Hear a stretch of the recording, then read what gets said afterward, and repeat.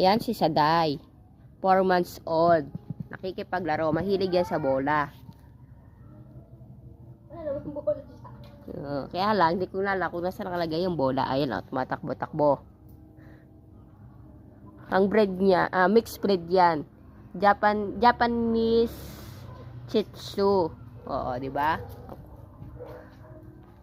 Na parbo yan. Ang naagapan lang yan dahil pinainom ng, anong gamot nga yun? Ano yan?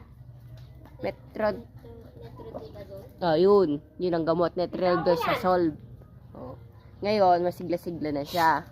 Isa! Oh. Bumilis pa yung takbo mo.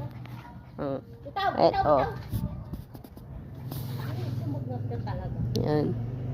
Akin yan, akin yan, akin yan. Yun nga lang, Akin na. hindi namin maturuan